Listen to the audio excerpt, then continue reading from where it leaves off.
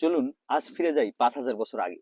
কিছু টুথপেস্টে মাইক্রোপ্লাস্টিক পাওয়া যাওয়াতে সোশ্যাল মিডিয়া সরগরম। অনেকের কপালে চিন্তার ভাঁজ। চিন্তা হওয়াটা স্বাভাবিক। তবে আরেকটা চিন্তার যে বিষয়, যখন আমাদের আজকের এই আধুনিক টুথপেস্ট ছিল না, তখন মানুষ কি দিয়ে দাঁত পরিষ্কার করতো? মানুষ বহু প্রাচীন কাল থেকেই দাঁতের প্রতি যত্নবান। দাঁত পরিষ্কারের ইতিহাসও অনেক প্রাচীন। প্রায় 5,000 বছর আগে মিশরেই প্রথম শুরু হয় মানুষের দাঁতের যত্ন নেওয়া বা দাঁত পরিষ্কার করা। মিশরীয়রা দাঁত পরিষ্কারের জন্য ব্যবহার করত পোড়া ডিমের খোসা এবং পিউমিস পাথরের গুঁড়া। গ্রিক ও রোমানরা ব্যবহার করত কাঠকয়লার গুঁড়ো, ঝিনুকের গুঁড়ো, হাড়ের গুঁড়ো। এবার আসি আমাদের উপমহাদেশে, মানে আমাদের ভারতীয় উপমহাদেশে। আমাদের উপমহাদেশে প্রাচীন কাল থেকেই ব্যবহার করা হয় দাঁতন। এই যে আমার হাতে দেখতে পাচ্ছেন, এটা নিমের ডাল।